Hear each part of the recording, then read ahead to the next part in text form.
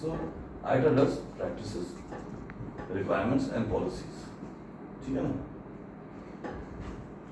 Airlines and local authority may increase their requirements. Requirement increase हो सकते हैं. So there are legal requirements which have to be complied. तो मैंने इससे पहले लिखा है कि ये इसके अलावा ये जो हैं लिखे हुए इसके अलावा और भी रिक्वायरमेंट्स हो सकते हैं जो लीगली आपको फॉलो करने ही पड़ेंगे बिकॉज आपका जो लोकल कंट्री है, लॉ है या इकाव है वो चेंज कर रहा है रूल्स को, तो rules also will have to be complied with. Purpose क्या है? Purpose is to ensure ground operations activities are safely, efficiently and consistently accomplished. एक स्टैंडर्ड प्रोसीजर हो गया, आप उसको फॉलो करेंगे तो जितने भी ग्राउंड ऑपरेशन है वो सेफली, मतलब सेफ्टी बहुत बड़ी इंपॉर्टेंट होती है, एफिशिएंसी आएगी और कंसिस्टेंट होगा. आप और ये अलग नहीं करेंगे, ये और ये अलग नहीं करेंगे. आपके एयरलाइंस एयरक्राफ्ट अलग अलग कंट्रीज में जा रहे हैं, अलग अलग एयरपोर्ट्स में जा रहे हैं. इमेजिन सबका अपना अपना रूल होता तो क्या होता?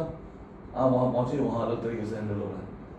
वहाँ मालूम होगा कि भाई वो चाय दुकान वाले जैसे काम कर रहा है और एक होटल वाला जैसे काम कर रहा है, तो क्या होगा कि वो चाय बनाने का तरीका ही अलग हो जाएगा. हर जगह टेस्ट डिफरेंट होगा. आप ताज होटल में जाएंगे तो चाय हर समय आपको एक ही जैसे मिलेगी. क्यों? क्योंकि एक रिकमेंडेड प्रैक्टिस फॉलो कर रहे हैं. Same way you have to do this. So procedures reflect the minimum standards. ये जो प्रोसीजर्स यहाँ दे रहे हैं ये मिनिमम स्टैंडर्ड्स हैं जो एविएशन इंडस्ट्री में रिक्वायर्ड है. इतने मिनिमम स्टैंडर्ड्स को फॉलो करना चाहिए. एप्लीकेबिलिटी, किसको एप्लीकेबल है? तो पहले आईटा क्या बोलता है कि पर्पस एंड स्कोप क्या है मेरा? पर्पस एंड स्कोप है कि ग्राउंड हैंडलिंग स्टैंडर्ड हो जाए, standardization of ground handling for all airlines, ताकि सेफ, एफिशिएंट और कंसिस्टेंसी अकम्प्लिश हो. ठीक है ना? ये मिनिमम स्टैंडर्ड्स हैं जो आइडेंटिफाई किए हैं एविएशन इंडस्ट्री में. So you have to understand, या तो इसका फोटो ले लीजिए स्लाइड का, या आप इसको याद रखिए. क्रॉस को वो लाएगा तो हो जाता ठीक, वो लाया नहीं, उसको हो रहा है. इसका एक रोज ही है, फुल नहीं दिख रहा ना सर, ये फुल नहीं दिख रहा.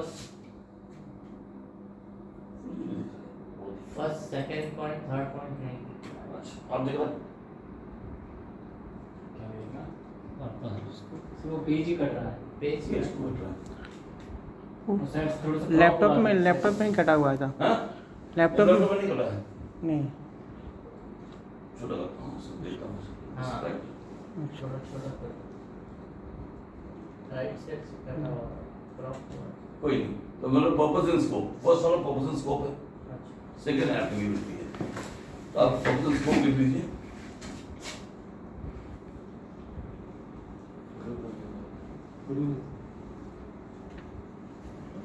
क्यों आपको ये बता रहा हूँ? अगर आपको मैनुअल भी दिया गया तो मैनुअल कैसे पढ़ना है, सारा मैनुअल आपको पढ़ने का, याद करने का बाय हार्ट जरूरत नहीं है. बट यू मस्ट नो कि कहाँ कौन सा चैप्टर है, क्या क्या लिखा है. तो अगर पूछता कोई कि स्कोप क्या है ग्राउंड हैंडलिंग मैनुअल का, इगॉम का स्कोप क्या है, इगॉम का स्कोप ये है, you can tell that scope. क्योंकि कई बार काम आएगा कि आपको बोला गया scope of, not for exam, in work time it comes in. आपका ऑडिट हो रहा है, ऑडिट ने पूछा कि what is the scope of the IATA IGOM, तो आप स्कोप बता सकते हैं यहाँ पर, पर्पस बता सकते हैं यहाँ पर. एप्लीकेबिलिटी क्या है? So applicability is used by operators and ground service providers as a core set of ground operation procedure. इसमें ground service, ground operation procedure सारा लिखा हुआ है in the conduct of ground handling functions. क्या है ये? It is used by all operators, all airlines and ground service providers, जो ground service provide करते हैं. ठीक है ना? जैसे एयरपोर्ट हो गया, केटरिंग सर्विसेज हो गया, कार्गो सर्विसेज हो गया, बैगेज हैंडलिंग हो गया, सिक्योरिटी हो गया. ये सबको core set of ground operation procedures, ground operation, अभी फ्लाइट ऑपरेशन नहीं बोला, ground operation procedure in the conduct of ground handling function. Ground handling function के लिए जो भी चीज कोर सेट ऑफ प्रिंसिपल्स है, सारा इसमें प्रोसीजर लिखा हुआ है. इट ऑल्सो अप्लाइज टू, किसको एप्लीकेबल है? It also applies to staff entering the aircraft. जो स्टाफ एयरक्राफ्ट में एंटर कर रहा है फॉर केटरिंग, क्लीनिंग और सुपरविजन. जो भी स्टाफ एप्लीकेबल, ये मैनुअल किस को एप्लीकेबल है? दिस लिखिए आप, एप्लीकेबिलिटी लिख लीजिए, आपको आसान होगा. मैं इसको ब्रेकअप कर रहा हूँ वर्ड को, तो आपको मुश्किल होगा. Procedures constitute best practice. फिर इसने क्या बोला कि it is best practice, additional information may be required. तो कोई भी एयरलाइंस होता है कि मेरे को इससे ऊपर कुछ करना है अपने एयरक्राफ्ट का, कोई सप्लीमेंट्री एयरलाइन स्पेसिफिक इंस्ट्रक्शन, मैंने एयरलाइन होता है मेरा कोई सप्लीमेंट्री इंस्ट्रक्शन है, इसके अलावा ये भी करना है, ठीक है ना। तो वो जो है अपने एयरलाइंस भी एक ग्राउंड हैंडलिंग ऑपरेशन मैनुअल बनाएगा। तो आपको ये बताना चाहता हूँ मैं कि एक तो आईटा का ग्राउंड हैंडलिंग मैनुअल है और एक एयरलाइंस का। तो जैसे एयर इंडिया में था, एयर इंडिया ग्राउंड ईगॉम भी हमको जानना पड़ता था और ground handling manual air India का अलग था। उसमें कुछ चूज और एक्स्ट्रा डाले थे कि एयरक्राफ्ट मार्शल होगा, जब कहते हैं एयरक्राफ्ट आएगा तो कौन सा सीढ़ी खुलेगा, कितना खुलेगा, कब खुलेगा दरवाजा, कैसे खुलेगा दरवाजा, वो सब लिखा होता है, ठीक है ना। तो एडिशनल भी लिख सकते हैं। तो वो कहाँ होना चाहिए, एयरलाइंस के ग्राउंड हैंडलिंग मैनुअल में।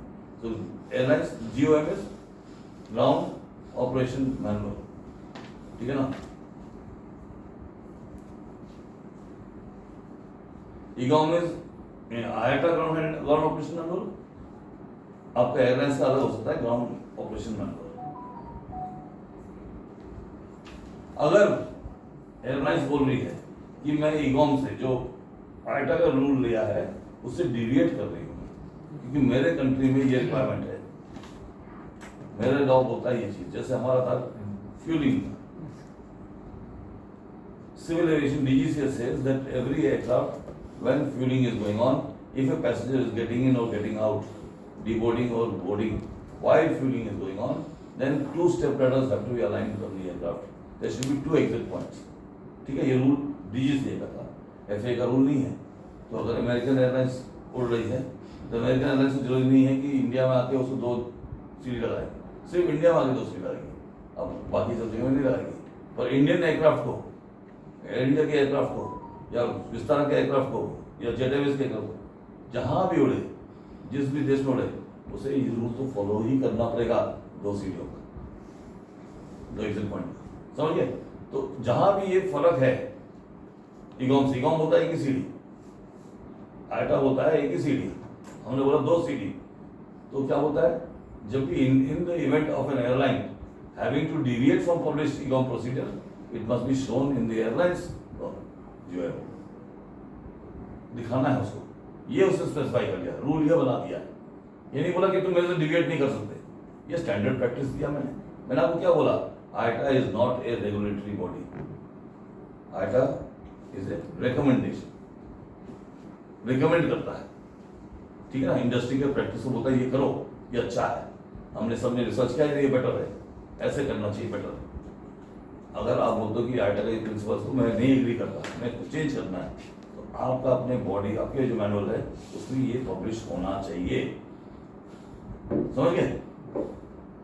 Now did you understand? If a regulatory authority mandates procedures other than those in ICOM, अगर ICOM में जो प्रोसीडियर्स हैं उसके अलावा या उससे चेंज है प्रोसीडियर, तो ये फाइल होगा। पैराग्राफ 12 में बताया कैसे हमको फाइल करना पड़ता है, इसको कैसे इसको लिखना पड़ता है, कैसे इसको एंट्री करना पड़ता है। अगर मेरे को DGCA ने बोला कि ये चेंज करना है, ईगॉम का ये प्रैक्टिस है, मुझे चेंज करना है, डिविएशन नहीं, चेंज करना है, हम इस प्रिंसिपल को फॉलो कर रहे हैं पर प्रोसीजर को चेंज करना है, तो उसे एक तरीके से करना पड़ेगा। पैराग्राफ में 12 में, तो 12 ये तो तीसरा पैराग्राफ है, 12 पैराग्राफ बताऊंगा चेंजेस कैसे लिखे जाते हैं, आप समझिए, उसका भी एक तरीका है। सिस्टम ऑफ नंबरिंग कैसे होता है ईगॉम में, कैसे चैप्टर नंबर लें, ताकि आपको अगर करना पड़े, कभी पढ़ना पड़े इसको, तो आप कौन सा पेज खोलना है, कौन सा चैप्टर खोलना है, ये मालूम हो जाए। तो हम कंटेंट आपको बता रहे हैं ताकि आप इसको याद तो नहीं कर सकता, कोई स्कोप नहीं आपको याद करने, आप लोग नहीं याद कर सकते, ठीक है। 30 साल में मैंने 3-4 मैनुअल याद रखे, तो इसलिए मेरे को बुला लेते हैं बार बार, ठीक है ना।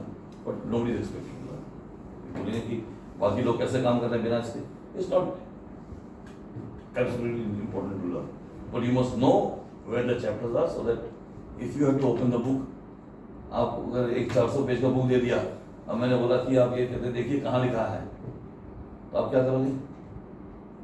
आप पागल इधर उधर घूमते रहोगे, ढूंढते रहोगे ना। तो इसलिए हम आपको पढ़ा रहे हैं कि भाई कहाँ कहाँ क्या चैप्टर होगा, आसान करें ताकि आपको खोलना पड़े बुक, तो आपको मालूम पड़ेगा कि अगर मेरे को पैसेंजर हैंडलिंग बोला तो कौन सा chapter? Chapter 1 is passenger handling. तो चैप्टर 1 में पैसेंजर हैंडलिंग का सारा कुछ लिखा हुआ है, ठीक है ना। चैप्टर 2 इज बैगेज हैंडलिंग, ये तो याद कर लीजिए, ये 6 साल आपको याद रखना पड़ेगा, ये 15 कुछ है, ये याद रख लीजिए। इसको ये फोटो ले लीजिए, ये तो इस फोटो ले समय लीजिए। बाहर ठीक से, ठीक है ना, पढ़ गया ना। चैप्टर 4 मैनुअल रिवीजन, आप कोई रिवीजन कर रहा है, कोई रिवीजन कर रहा है आएगा, तो वो चैप्टर 4 में डाला जाता है। चैप्टर 4 में नहीं, it is a part 4 manual revision publishes annual editions of this manual.